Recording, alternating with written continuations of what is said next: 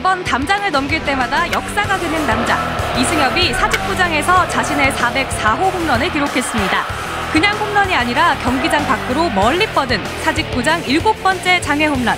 하지만 이날 홈런을 때린 직후 고개를 숙였는데요. 상대 투수인 후배 조현우의 길을 죽이지 않기 위한 행동이었다고 하네요. 역시 인성도 실력도 최고답습니다. 좌완 왕국인 두산에 나타난 또 다른 특급 자완. 허준혁 선수가 심상치 않은 실력을 보여주며 주목받고 있습니다. 최근 3경기에서 17.2이닝 동안 단 한 점도 내주지 않으며 그야말로 완벽한 투구를 선보이고 있는데요. 허준혁 선수 반짝하지 말고 오래오래 빛나주세요.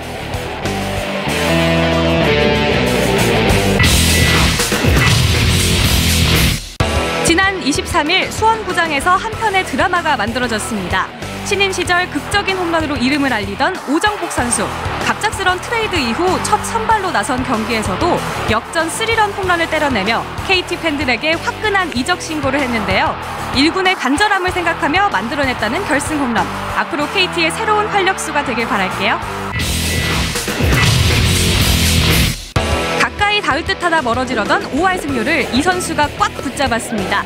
에이스 본능을 앞세운 스틴슨의 호투가 빛났던 29일 두산과의 경기. 8이닝 동안 단 3개의 안타만 내주며 단 1실점. 전날 화끈했던 두산의 화력은 스틴스의 호투에 차갑게 식어버렸죠. 역시 위기엔 에이스만한 처방이 없네요. 스틴슨 멋져 불어! 요즘 그라운드에는 불혹의 나이를 맞는 선수들이 있습니다. 이 선수도 빼놓을 수 없는데요. 6대6으로 팽팽하게 맞서던 9회 말. 박진만 선수가 한화의 번역을 상대로 2를 냈습니다. 끝내기 투런포를 터뜨리며 전날 한화에게 당한 패배를 서력했는데요. 무려 11년 만에 터뜨린 끝내기 기록. 시간이 지나도 대한민국 최고의 타자네요.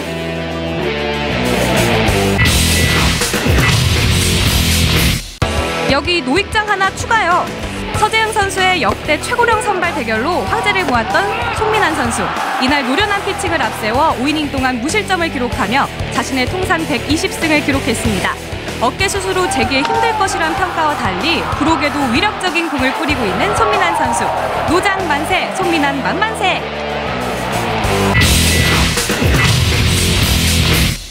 김태균 없는 한화를 상상할 수 있을까요? 이번 주 핫세븐 1위는 매번 결정적인 홈런으로 팀을 위기에서 구해낸 김태균 선수입니다. 지난 23일 넥센전부터 4경기 연속 홈런까지 기록하고 있는데요. 최근 분위기는 좋지 않았지만 김태균 선수 덕분에 행복하다는 한화 팬들. 뜨거워진 불방망의 위력은 어디까지일까요? 지금까지 핫세븐이었습니다.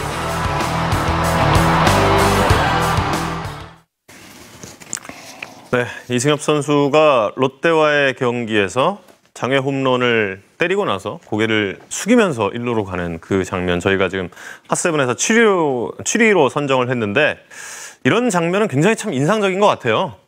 그거는 이승엽 선수다운 행동이었다고 봐요. 네. 또 이승엽 선수가 홈런을 한일 통산 500개를 넘게 쳤는데 요새 일명 뭐 배트 던지기 네. 뭐 이건 또 안 어울리잖아요. 네. 그러니까 대한민국 최고의 어떤 그 선수답게 후배 선수들이 홈런을 치고도 또 점수가 많이 났으니까요. 네. 그 정도는 예의를 지켜주는 것이 이승엽 선수다웠다는. 그러니까 다른 선수들도 홈런을 치고 배트를 막 심하게 던지고 세레머니를 너무 심하게 하면 끝내기 홈런이라도 이런 건 관계없는데 그렇지 않은 상황에서 한다는 것은 그건 상대의 투수에 대한 예의도 아니고 벤치에 대한 예의도 아니거든요. 네. 그건 좀 자제를 했으면 좋겠어요. 네. 안경현 의원은 지난번에 그 백플립, 빠던과 관련된 그런 이야기에서 약간의 그 자연스러움이 그 우리 스윙에 묻어나는 동작일 수도 있다 이런 얘기도 하셨잖아요. 그러니까 스윙과 연관되는 그런 동작이면 어쩔 수 없어요. 네. 그걸 또 하다가 중간에 아이고 예의 차려야지 놓을 수는 없거든요. 근데 네.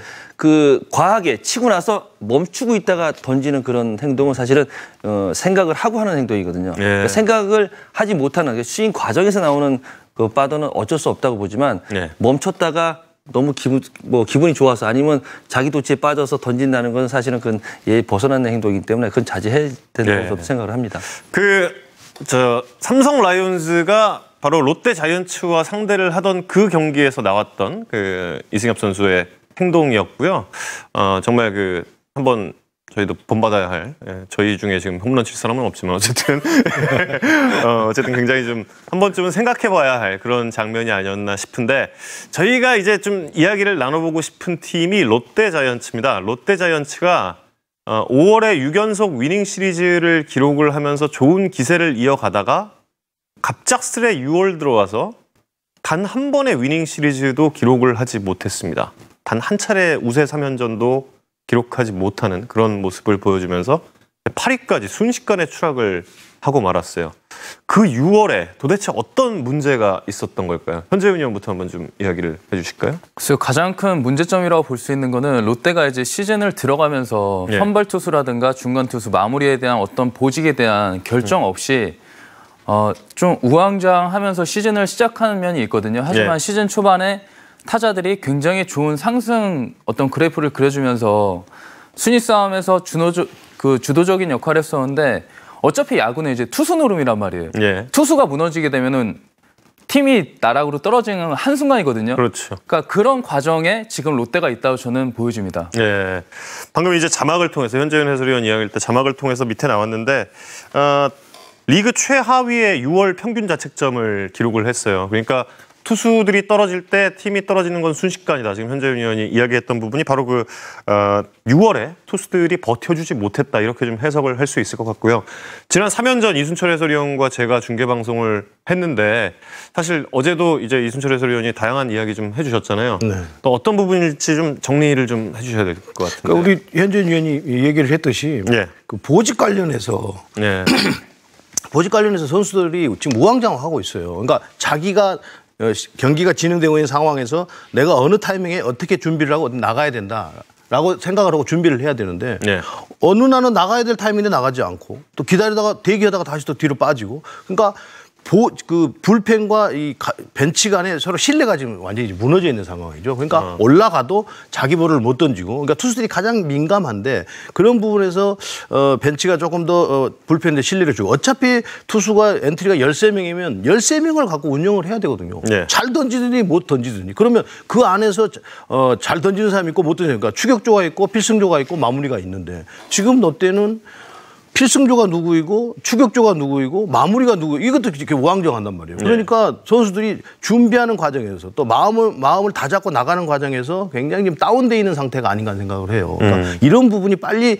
해결이 되지 않으면 롯데는 계속해서 퐁당퐁당 경기를 할 수밖에 없어요. 그렇잖아요.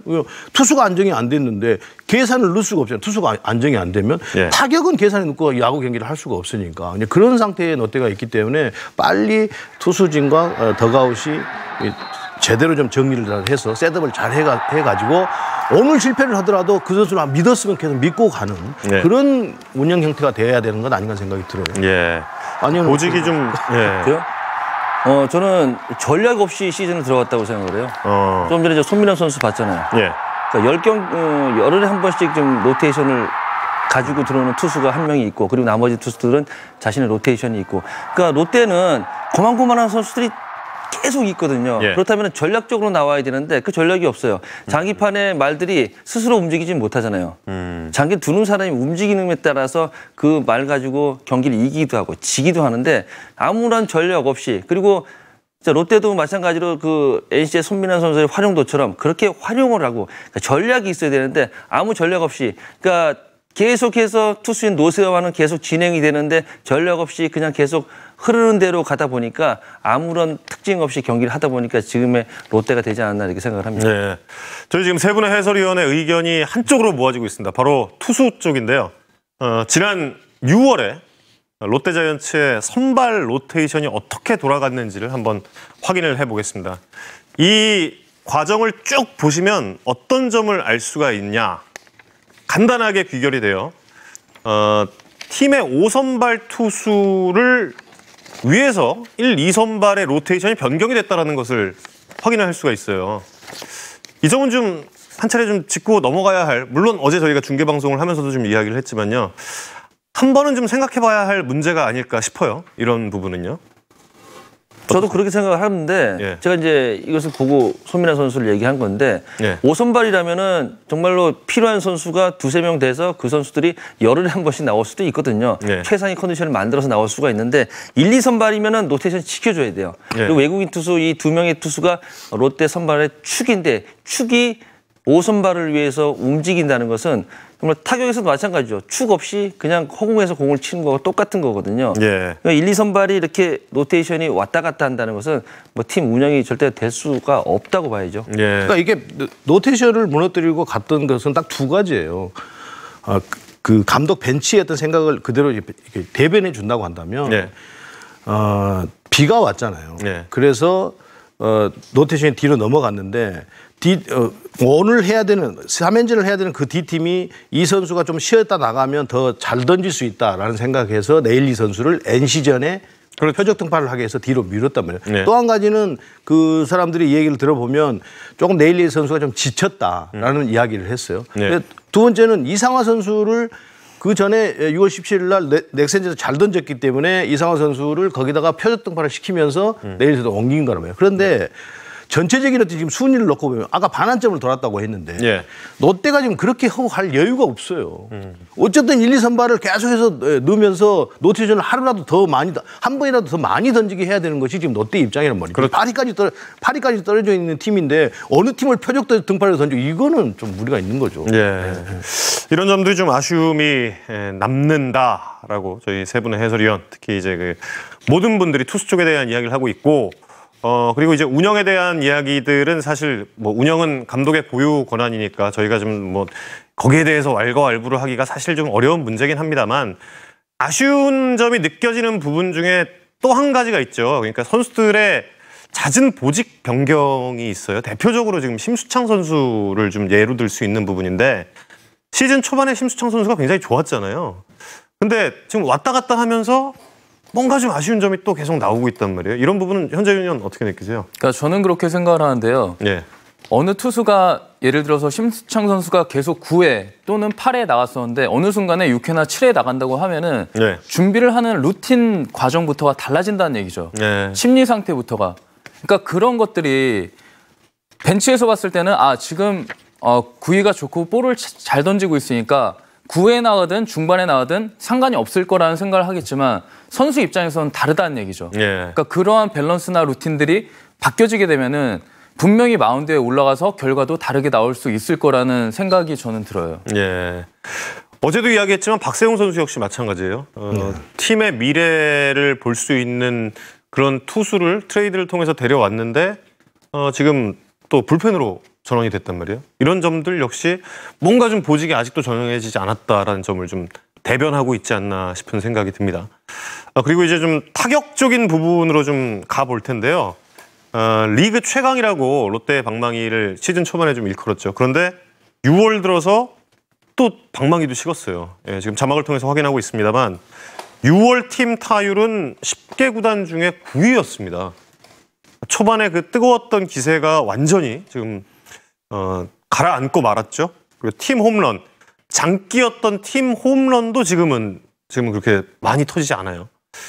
이런 점들은 어떻게 해결이 돼야 될지, 물론 뭐 팀 타율은 뭐 사이클이 있으니까 좀 오르락내리락하는 경우가 있겠습니다만 좀 타격적인 부분은 어떻게 보시는지 궁금합니다. 근데 기둥이 좀 없다고 봐요. 홈런은 많이 치고 있어요. 홈런 개수는 많고 강민호 선수라든지 또 뭐 여러 선수들이 홈런을 많이 치고 있죠. 황재균 선수도 그렇고. 근데 이대호 선수만큼 홈런을 못 치고 있어도 그 자리에 있으면은 그 나머지 선수들이 딱 자리 잡고 움직일 수 있는 그런, 그리고 또 상대편에서 봤을 때 저런 기둥의 선수가 하나 있으면은 무섭다, 도망가야지 하는 그런 선수는 아직 없어요. 네. 홈런을 많이 치고 있음에도 불구하고 그렇기 때문에 사실은 롯데가 아직까지 뭐 투수도 마찬가지지만 타선도 사실 그렇게 뭐 어디 리그에서 최고다, 그리고 뭐 무섭다 이렇게 말씀드릴 수는 없거든요. 네. 그런 기둥이 필요한 시점이 이제 롯데라고 할 수가 있는데 아직까지 강민호 선수나 황재균 선수 홈런을 많이 치더라도 그 기둥까지는 못 간 것 같아요. 근데 물론 뭐 기둥 선수 타격에서 기둥 선수가 없다, 그것도 그 말도 맞는 것 같아요. 그런데 야구는 항상 투수에서 시작을 해야죠. 모든 것이. 네. 투수가 올라가서 조금 인터벌이 길어지고 하면 야수들이 집중력이 떨어지고 막 이런데 가까운 예로 가장 근접한 예로 토요일 경기. 네. 베네켄 선수를 만나서 2대5로 끌려가다 3대5로 뒤집었단 말이에요, 경기를. 네. 근데 8회 볼넷을 5개를 남발을 하면서 경기가 다시 재역전을 당했어요. 그런 경기를 하고 나면 우리도 야수를 해봤지만 심적으로 완전히 다운이 돼버리거든요. 네. 그러니까 투수 쪽에서 뭔가 제대로 정립이 돼서 투수가 잘 그 운영을 못 해가고 있으니까 공격 쪽까지 같이 지금 덩달아서 지금 분위기를 타고 있는 거죠. 그러니까 분위기가 전체적으로 다 떨어지게 되는 거예요. 네. 타격도 저는 그렇게 봐요. 그러니까 일요일 경기의 결과는 토요일 경기 막판에 안 좋은 분위기가 그대로 이어졌다라고 그렇죠. 그렇게 저는 그렇게 봐요. 거군요. 네, 예. 네. 안경현 해설위원이 이제 이대호 선수가 좀 그립다라고 말씀. 많이 그립죠. 예. 갑자기 지금 너무 잘하고 있으니까. 이야기 들으니까 갑자기 저도 그리워지네요. 예. 그러니까 뭐 그런 분위기도 있지만 우리가 이상화 투수가 화요일 날 나왔었잖아요. 네. 삼성전에서. 네. 2이닝도 못 채웠단 말이에요. 그런데 토요일에 그렇게 했어요. 일요일 날 다시 이상화 선발이에요. 네. 그럼 선수들이 갖는 어떤 심리적인 그 마음이 어떻겠어요? 오늘 과연? 이렇게 된단 말이에요. 그러다 보니까 아마 타격도 같이 영향을 받는 것 아닌가 생각이 들어요. 네. 불안하긴 불안하죠. 네. 전반적인 그런 분위기가 좀 안 좋은 방향으로 흘러가고 있다라고 지금 진단을 하고 계시군요. 현 의원은 어떻습니까? 저는 전에도 말씀을 드렸지만 이상하라는 5선발 투수가 있잖아요. 예. 하지만 이상하가 제 역할을, 제 몫을 못 해줬을 때는 그에 대비한 어떤 대비책이 있어야 되거든요. 예. 하지만 이상하 선수에게 너무 의존하는 모습을 저는 느끼고 있어요. 그런 것도 벤치가 시즌을 시작하기 전에 타선도 마찬가지예요. 뭔가 위기가 왔을 때 이 선수를 대체해 줄 수 있는 대체 자원들을 준비를 해놓고 있어야 되는데 그런 부분에서 저는 좀 아쉽지 않나 이렇게 보여집니다. 예. 이상화 선수의 투구 모습이 또 보이고 있는데요. 네, 저희가 이렇게 좀 롯데에 대한 이야기를 길게 좀 나눠봤습니다.